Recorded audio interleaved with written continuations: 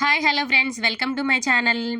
చూడండి, ఈరోజు వీడియోలో అయితే మనము లాస్ట్ వీడియోలో నేను కట్ వర్క్ బ్లౌజ్కి ఎట్లా నెక్ కట్ చేయాలి, మార్కింగ్ ఎట్లా వేసుకోవాలనేది మీకు వీడియో అయితే నేను చాలా క్లారిటీగా చెప్పాను.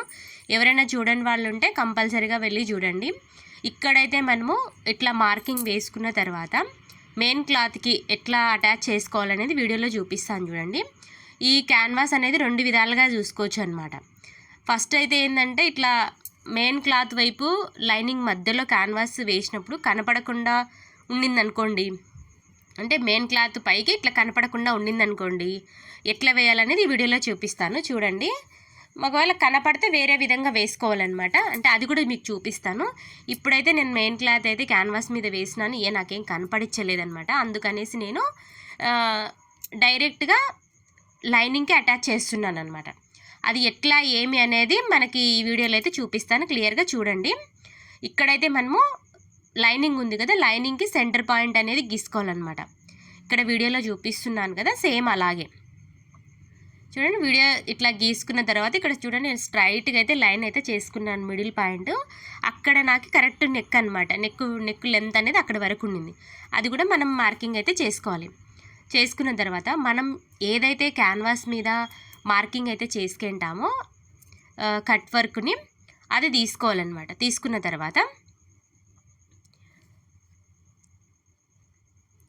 ఇలా ఉంది కదా, దీన్ని కరెక్ట్గా అంటే పైన మనము ఆల్రెడీ క్యాన్వాస్ కూడా మిడిల్ పాయింట్ అనేది పెట్టుకుంటామనంట. అంటే మధ్యలో ఒక లైన్ అయితే చేసుకుంటాం కదా, అట్లా పెట్టేసుకునే దాన్ని కింద కరెక్ట్ నెక్ ఉండాలి. దీన్ని మీరు వీడియోలో చూస్తున్నైతే నేను కరెక్ట్గా పెడుతున్నాను. నెక్ అనేది ఎక్కడి వరకు ఉందనేది చూసి పెడుతున్నాను అనమాట. పైన పెడుతున్నాను, కింద కూడా అలాగే చూసి పెడుతున్నాను. ఇలా పెట్టిన తర్వాత చుట్టూ కూడా స్టిచ్ చేసుకోవాలి. ఇక నేను కుట్టేసాను అనమాట. మొత్తం కూడా ఇట్లా నీట్గా కుట్టేసుకోవాలి, కదలకుండా, ఎక్కడ కూడా ఎత్తులు దగ్గులు లేకుండా నీట్గా ఇలా అయితే స్టిచ్ అయితే చేసుకోవాలి. మెయిన్గా మనకి కనపడేటట్టు ఇట్లా నీట్గా కట్ చేసేసుకున్నామంటే కనుక క్లారిటీగా ఉంటుందన్నమాట, మనకు కుట్టడానికి ఈజీగా ఉంటుంది. ఇలా కుట్టిన తర్వాత చూడండి, ఓన్లీ అవుట్ సైడ్స్ మాత్రమే కుట్టి వేసుకోవాలి. కట్ వర్క్ ఉంది కదా, దాని వెంబడి ఏం అవసరం లేదు, ఓన్లీ చుట్టుగా అయితే వేసేసుకోవాలి. ఇప్పుడు వచ్చేసి మెయిన్ క్లాత్ని ఇలా పెట్టేసుకోవాలి. అంటే మన మంచి మల్ల వైపు సీదా వైపు పెట్టేసుకోవాలన్నమాట. ఇలా సీదా వైపు పెట్టేసుకున్న తర్వాత కరెక్ట్గా పెట్టుకోండి. కరెక్ట్గా పెట్టుకున్న తర్వాత ఇక్కడ అంటే మనము ఆల్రెడీ లైనింగ్ అనేదని కరెక్ట్గా కట్ చేస్తాము. మెయిన్ ఫ్యాబ్రిక్ని కొంచెం ఎక్స్ట్రానే కట్ చేస్తాం కాబట్టి ఇది కూడా కరెక్ట్గా ఇట్లా పెట్టేసుకొని చూసుకొని అన్ని వైపులు కూడా కరెక్ట్గా ఉందా లేదా అని ఒకసారి చెక్ చేసుకొని ఇట్లా నేను వీడియోలో చూస్తున్నారు కదా, సేమ్ అలాగే పెట్టేసుకోవాలన్నమాట. పెట్టేసుకున్న తర్వాత ఒకవేళ మీరు కరెక్ట్గా పెట్టేసుకుంటే కనుక ఇది కూడా కరెక్ట్ సెంటర్ పాయింట్ చూసుకొని పెట్టేసుకోండి. నేనైతే కొంచెం ఎక్స్ట్రానే కట్ చేసుకుంటాను అనమాట చుట్టూ గుడిక, అందుకనేసి ఇలా పెట్టేసుకున్నాను. తర్వాత మనకి కదలకుండా ఉండడం కోసం అనేసి నేను పిన్స్ అయితే పెడుతున్నాను అక్కడక్కడ, కదలకుండా అంటే మనము మళ్ళీ స్టిచ్ వేసుకోకుండా ఇట్లా పిన్స్ అయితే పెడుతున్నాను అనమాట. మనకు కూడా కొంచెం కదలకుండా ఉంటే బాగా గ్రిప్ ఉంటుంది కదా, దానికోసం అనమాట. బాగుంటుంది, అటు ఇటు పోకుండా క్లాత్ అనేది బాగుంటుంది అనమాట. మీకు వీలైతే ఒకవేళ మధ్యలో ఒక కుట్టు వేసేసుకోండి, నేనైతే వేసుకోవట్లేదు. ఇలా వేసుకున్న తర్వాత మనం ఎలా అయితే కట్ వర్క్ మార్కింగ్ వేసి ఉంటాం కదా, దాని వెంబడి అది ఎట్లా అయితే వేసి ఉంటాం సేమ్ దాని వెంబడి వేసేసి కుట్టు వేస్తూ ఉండాలి. ఇలా మూలలు తిప్పినప్పుడు మాత్రం నీడిల్ అనేది అక్కడ లోపలికి పెట్టేసేయండి. అలాగే నీడిల్ అనేది లోపలనే ఉండాలి. లోపల ఉన్న తర్వాత తిప్పుకోవాలి. నీడిల్ లోపల పెట్టే మనం క్లాత్ని తిప్పుకోవాలన్నమాట.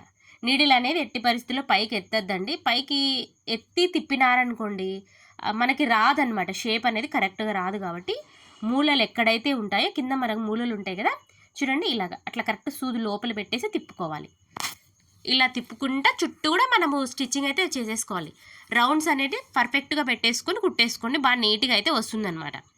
ఇక్కడ నేను అంతా అయితే చూపించట్లేదు, మీకు కొంచెం ఐడియా కోసం అనేసి కొంచెం చూపించాను. చూస్తున్నారు కదా, ఇక్కడ నేను ఆల్రెడీ అంతా కుట్టేసాను. ఇక్కడ పిన్స్ అయితే తీసేస్తున్నాను, మనకు అవసరం లేదు ఇంకా పిన్స్ తోనికే. ఇలా నీట్గా పిన్స్ తీసేసుకున్న తర్వాత చూడండి, ఎక్కడ కూడా నేను బయటికి లోపలికి లేకుండా నీట్గా అయితే ఎట్టయితే కట్ వర్క్ అయితే గీసుకున్నాను సేమ్ అలాగే పెట్టాను అనమాట. అలాగే స్టిచ్ అయితే వేసాను. చూడండి, మీకు క్లారిటీ కూడా చూపిస్తున్నాను. ఇలా అనమాట, ఎక్కడైతే మార్కింగ్ వచ్చిందో అక్కడ వేసేసాను. చూడండి, మీకు ఇటువైపు కూడా నేను తిప్పి చూపిస్తాను. ఇలా పెట్టినప్పుడు కూడా చూడండి, మనకి షేప్ అనేది పర్ఫెక్ట్గా అయితే వచ్చేస్తుంది అనమాట. ఇలాగా ఇలాగే రావాలి కూడా కరెక్ట్గా ఉంటుంది అనమాట. ఇలా వస్తేనే పర్ఫెక్ట్గా ఉంటుంది. నెక్స్ట్ తర్వాత మనము ఒక 1/2 ఇంచ్ పెట్టేసుకొని ఎక్స్ట్రా అంటే కట్ వర్క్ వేసి ఉంటాం కదా, దాని పక్కన ఒక 1/2 ఇంచ్ పెట్టేసుకొని, 1/2 ఇంచ్ ఏమొద్దు 1/4 ఇంచ్ పెట్టుకోండి సరిపోతుంది. 1/4 ఇంచ్ ఎక్స్ట్రా పెట్టుకొని ఇట్లా నీట్గా అయితే కట్ చేసుకోండి. అప్పుడు మనకి చూడండి 1/4 ఇంచే పెట్టుకోండి, ఎక్స్ట్రా ఎక్కువ అయితే ఏం అవసరం లేదు. మనకి షేప్ అనేది పర్ఫెక్ట్గా తిరుగుతుందన్నమాట. ఇలాగా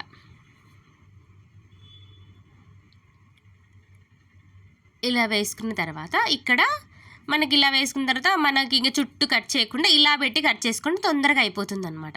అట్లా రౌండ్ షేప్ ఒకసారి కట్ చేసుకొని ఇలా ఒకసారి కట్ చేసుకున్నారనుకోండి పర్ఫెక్ట్గా ఉంటుంది, కరెక్ట్ మూలలకు వచ్చేస్తుంది అనమాట. ఇక్కడ ఏమన్నా ఎత్తులు తగ్గాలంటే షేపు కొంచెం బయటికి లోపలికి ఏమన్నా అంటే ఇక్కడ కూడా కొంచెం నీట్గా ఇట్లా సర్దేసుకోండి. ఇలా నీట్గా అయితే కట్ చేసేసుకోండి. ఇలా కట్ చేసుకోవడం వల్ల మనం తిప్పేసేటప్పుడు ఈజీగా ఉంటుంది అనమాట.